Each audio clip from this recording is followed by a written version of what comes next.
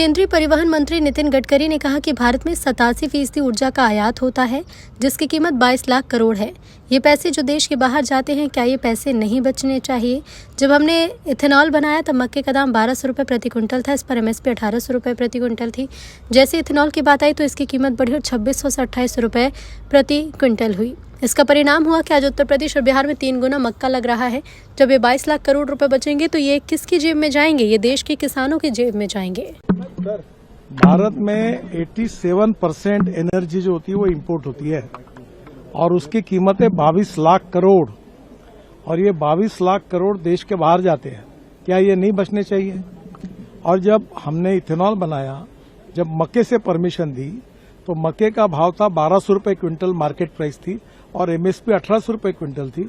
जैसे इथेनॉल की बात आई तो वो 2600 से 2800 रुपये क्विंटल हुई और जिसका परिणाम यह हुआ कि यूपी और बिहार में 3 गुना मक्का लगा और आज मक्के के बाद में किसानों को पैसा मिला। तो अगर ये 22 लाख करोड़ अगर बचेंगे तो ये किसके जेब में जाएंगे? ये देश के किसानों के जेब में जाएंगे। गांव समृद्ध होंगे, किसान समृद्ध होगा, इंपोर्ट कम होगा और हर साल 40,000 करोड़, अभी जो 20% है, 40,000 करोड़ किसानों का फायदा हो रहा है।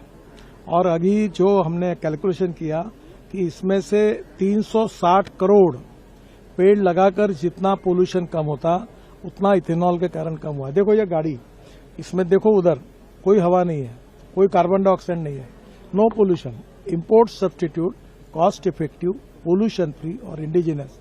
और हम आत्मनिर्भर भारत बनना जो प्रधानमंत्री जी का सपना है, उसमें ये 22 लाख करोड़ का इंपोर्ट अगर खत्म होगा और ये पैसा गांव, गरीब, मजदूर, किसानों के कल्याण के लिए गांव के तरफ, किसानों के तरफ जाएगा तो हमारा देश का जो गांव का किसान है, गांव समृद्ध संपन्न बनेंगे और प्रदूषण भी खत्म। आज दिल्ली में कितना प्रदूषण है?